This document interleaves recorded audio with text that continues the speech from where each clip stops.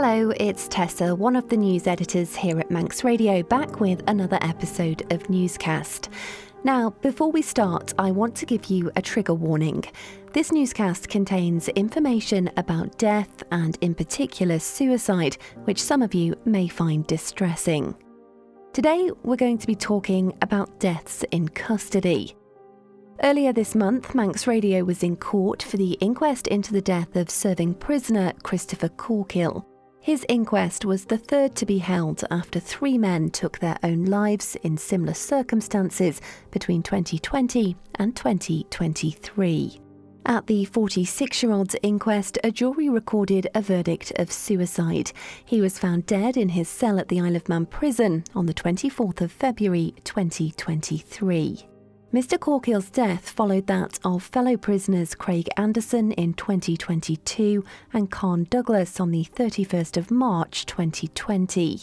In May 2022, at the inquest into the death of Mr Douglas, a jury concluded the 29-year-old had died by suicide whilst the balance of his mind was affected, which was contributed to by neglect. Shortly after those court proceedings concluded, the Department of Home Affairs released a statement saying, "Deaths in custody are rare in the Isle of Man and the department takes its responsibilities under the Custody Act seriously. Immediately after Khan's death, work began to make improvements that would reduce the possibility of another family having to endure this loss. The coroner has been informed of this work and the ongoing efforts to ensure that those who are in custody at the Isle of Man prison continue to be kept safe, particularly those who are most vulnerable."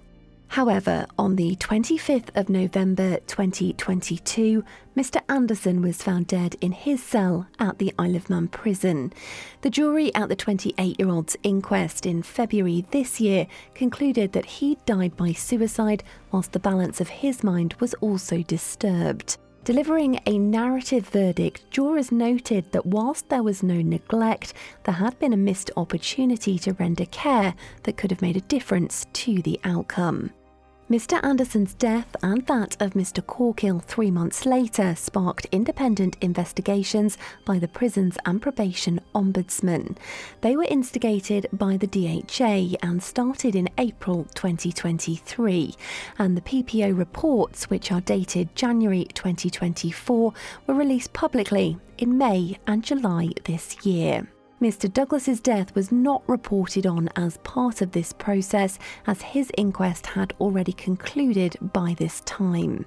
The PPO found that at the time of Mr Anderson and Mr Corkill's deaths, the prison had not made sufficient changes or responded to the learning from the death of Mr Douglas in 2020.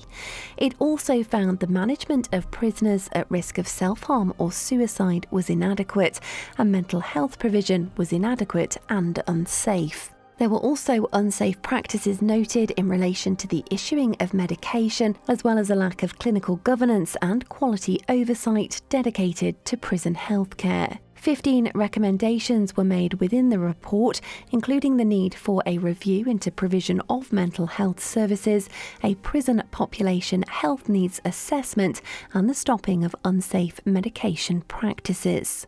The PPO investigation followed a separate inspection from His Majesty's Inspectorate of Prisons, which was undertaken between February and March 2023. Again, at the request of the DHA, inspectors visited the Derby facility, where they found many missed opportunities and poor systems of accountability. It was the first inspection since 2011, and 14 areas of concern were identified. Government was told 6 of these should be treated as priorities, which required immediate attention. A follow-up review was conducted between the 30th of April and the 2nd of May this year, where the inspectors found encouraging improvements with good or reasonable progress made against 9 of the concerns. HMIP found that governance and oversight of many critically important areas of accountability had improved. There had also been considerable effort by prison leaders to improve the care of those at risk of suicide or self-harm, and inspectors found individuals to be well supported.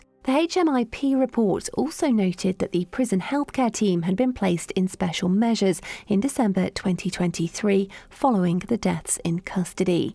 Special measures are an internal governance mechanism designed to ensure any incident or issue that's identified as extremely challenging and or high risk is afforded a level of attention, resource and leadership in order to facilitate positive change. Paul Moore is Manx Care's Deputy Chief Executive and Director of Nursing and Governance. He told Manx Radio he believes as a result of the tragic deaths and the investigations that have followed, offender healthcare will be changed permanently for the better. Special measures is a mechanism, an internal mechanism that we have inside Manx Care for providing a period of intensive support to a service that is experiencing some challenge. It was my call really to put the prison healthcare service into special measures in December last year after we were in receipt of the findings of both the Inspector of Prisons report and also the findings of the Prison and Probation Ombudsman. Both those reports were quite significant in that they revealed a lot of aspects of care that we needed to work on and develop. And the scale of that change and the capacity to deliver that change felt to me as though we needed to put some intensive support into the team to enable that change to take place as quickly as possible. From reading those reports, it definitely did flag a lot of issues within how the healthcare was running within the prison.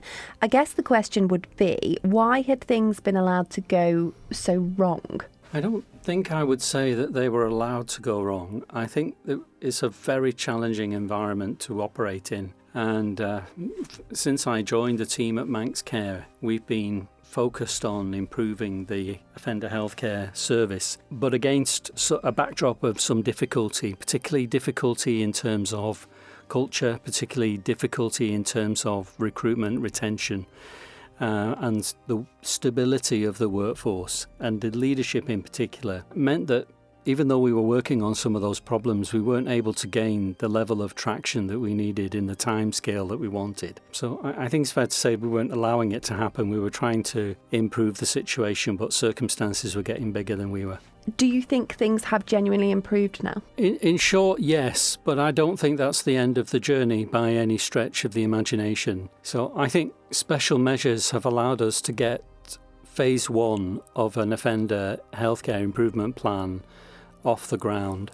And I think that represents the foundation for what has to come next. We're still going to have to do quite a bit of work on offender healthcare improvement to continue to modernise, to continue to build the workforce and the capability of that workforce, to focus in particular on something called the principle of equivalence, which is ensuring that from a healthcare perspective, offender or otherwise, you have the same level of access to healthcare as you might expect if you were not in custody. So it's the beginning of something rather than the end of something. Would you say that you are confident that the prison healthcare team is going in the right direction?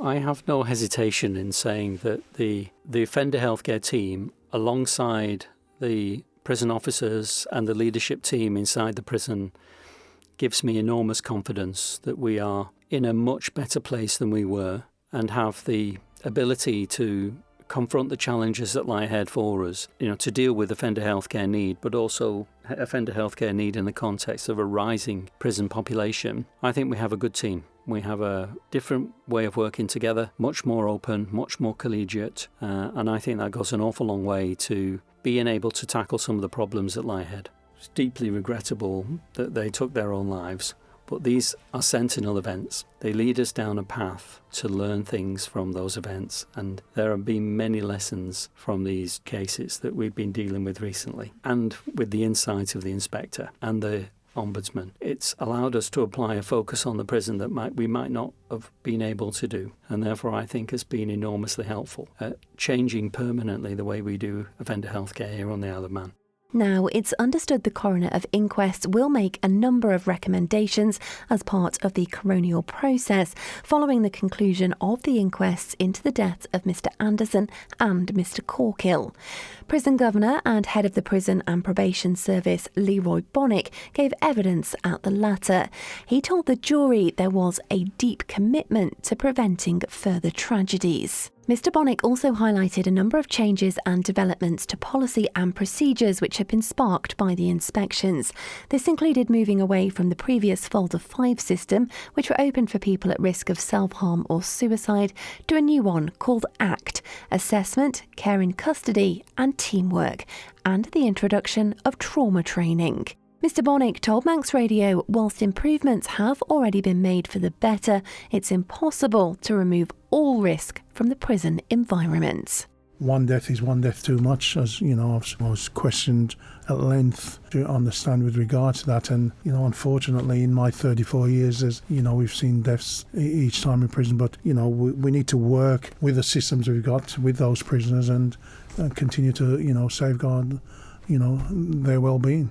Are you confident that the prison is a safe place? Oh, most definitely, yes. It is a safe place, yes. When we talk about mental health, obviously that was a big focus of the reports, and it's been a big focus of the inquests. They did say that they didn't think that the mental health provision in the prison was equivalent to what people would get in the community. What reassurance can you give people that that is an area that's had real focus and that actually things have improved in regards to mental health for the better? I meet with the deputy of Manx Care bi-monthly in terms of some of those special measures was in. Now, as I said during the inquest, I believe they have more opportunities within the prison to access mental health. We have a GP that's on 5 days a week. We have the other services come in. We have a mental health nurse. She's not full-time, but have access and can do a triage and signpost them to individuals in terms of, what treatment is needed. What I would say that you mirror that about getting an appointment in the community, and I say differently. People would maybe perceive that prisons, by their very nature, are sort of locked down and staff have oversight and control over everything, but it is impossible to remove all risk. You can never eliminate risk 100%. As I say, one is one too many, but certainly my experience of 34 years, prisoners, I talked about always find a way. Unfortunately, what we have to do is recognise that these individuals are in distress and work through that with them. The phrase lessons will be learned, it's such a used phrase, it's probably maybe such an overused phrase, but in these cases, moving forward now, will lessons be learnt? Whilst I'm at the helm, most definitely, and the staff always strive to do better in terms of their daily job and in terms of looking after prisoners, which I'm proud of the staff and the way they go about their work, and despite the trauma that it has caused some individuals, they come back the following day and do a great job. You can find links to all of the reports that I've mentioned at manxradio.com. They're lengthy and they are worth a read. There's also details of local organisations that provide advice and support to anyone struggling with their mental health on the website as well.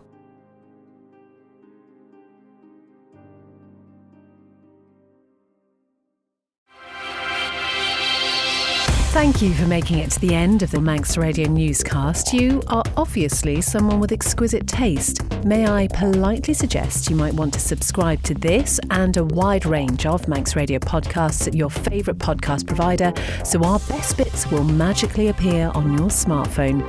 Thank you.